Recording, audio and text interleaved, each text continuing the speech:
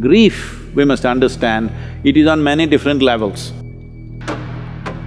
Somebody close to them died somewhere, they will feel this because within the body there is a certain process. Because what you call as a parent is the basis of this body.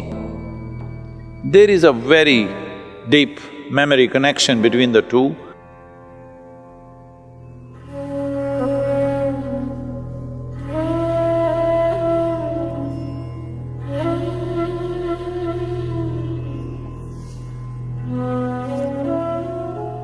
Death simply means somebody who was available to you is now absent, that's all. It is not because one life vanished, you're crying about it. It is just that somebody who was, filling a part of the collage for you is absent, so it leaves a hole in your life. Depending upon how close they were, accordingly it leaves that big a hole in your life.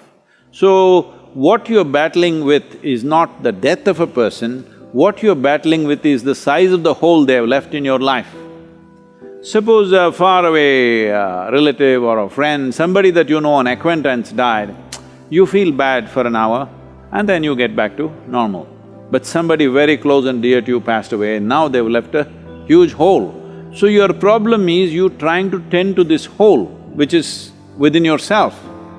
This hole has happened essentially. Now what I say may sound little brutal for people who are in that situation, but one must understand this. If you look for solace, yes, if somebody comes to me who have just lost somebody dear to them, I will also hug them and, protect them and give them some solace. But you must decide whether you want solace or you want a solution to your life. Because today this person will die, tomorrow that person will die, day after tomorrow I may die myself, it doesn't matter. But people keep dying because we are dying kind of people. Let's understand this, all of us, we are dying kind of people. First thing that must be fixed in our mind, we are mortal by nature. So having said that, grief, we must understand, it is on many different levels. There is a psychological grief. In thought and emotion you suffer the loss of the person. But depending upon how much memory you have built within your body with regard to that person, let's say if it's your child or your husband or your wife or some kind of very close bond, then a certain amount of memory is there in your body. We call this traditionally in the yogic culture as runanubandha, that is, body has developed a bond beyond your psychological friendships and companionships and love and whatever else you have. Body itself has done this. A whole lot of people feel this. Somebody close to them died somewhere, they have not received any information. Suddenly they feel their energies are gone and they're like… they don't know what's happened, but suddenly they're almost sick, they're feeling like that, completely drained out. Then after a few hours or few days, information comes that this person is dead. But well before the information came, they will feel this because within the body there is a certain process that the memory starts undoing itself and you feel like you're dumped. Your runanubandha with your parents or with your children is strongest till you're 21 years of age. Once you cross 21 years of age, it is called as the first quarter. In the yogic way of looking at it, 84 is the cycle of life. The first quarter is 21. Up to 21, if you lose a parent or if you lose a child below 21 years of age, the pain will not just be emotional, it'll be physical. It will manifest in the body because there is a strong runanubandha. But beyond 21, it is largely psychological and emotional.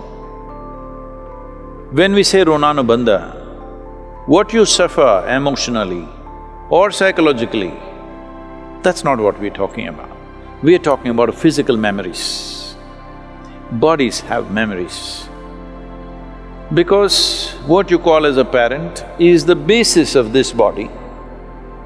There is a very deep memory connection between the two that is at its strongest till 21 years of age. Once you pass that, it is weakened. Is it gone? Not totally gone, weakened.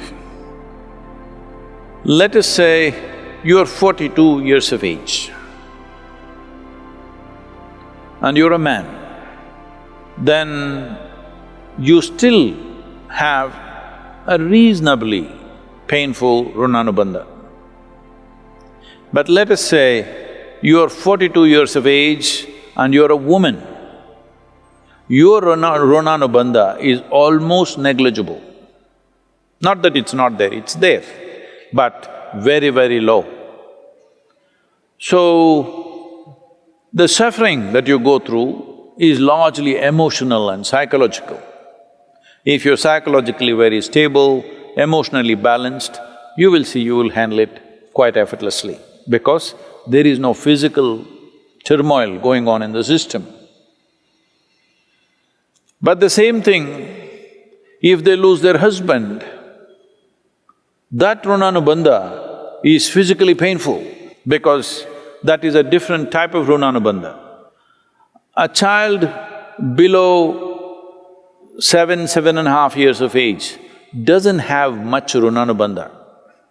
The mother and father may have enormous runanubandha, but on the other side, there is not much runanubandha. This is not just for psychological reasons. A child below 7.5 years of age doesn't suffer much, doesn't go through the turmoil physically. May suffer because of not being taken care of and, those kind of situations if they are there. I don't want to go into the detailed mechanics of what it is, but if you are over 42 years of age and you are a woman and you lost a parent, this is why in this culture, women are not required to do karmas. Karma is done for the dead, not so much for you. But if you're below 21 years of age, it's very, very important you do it because it's both for the dead and for you. It's very important for you because the person who died, whatever happens, happens. But your life can be in a constant turmoil because there is a physical memory which torments you at a different level. Even if you're mentally stable, emotionally very balanced, still there is a certain torment going within you. For this, there are yogic processes with which you can rejuvenate the system. There's a whole system of things to do. Here at the yoga center, we've kept it very alive. For people who lose their loved ones, we do certain processes so that the physical memory is taken away. Once the physical memory is taken away, the psychological suffering can be dealt with by the individual person much more easily. How to perform karmas and kriyas for dead if you are not able to physically do something?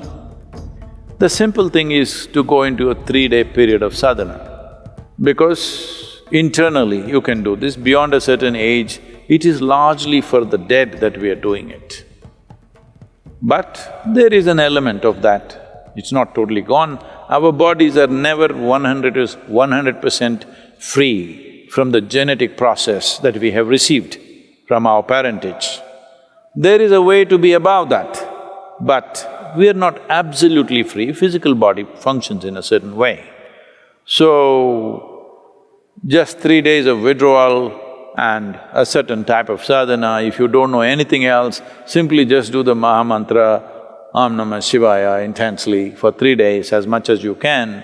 A minimum of 4.5 hours a day if you do this, you don't have to really bother about that because it's also nice to withdraw, it's a sensitive time, but now deaths and funerals and what happens post-death is all become a social nonsense that you have to have people at home, you have to serve them drink, you have to serve them food. This… in the Western countries it's become a big thing, even in India, certain kind of thing is building up. It's best that you just withdraw from society and nonsense and spend some private time when somebody significant in your life passes away. It's important that you withdraw and do something with yourself rather than simply trying to run the social thing like a distraction. This social thing is, people's way of handling their grief is, let's go to the movie, let's read a book, let's watch the television. Don't look for distractions. When there are troubles within us, we must address it head on. Don't look for distractions. Distraction is not a solution.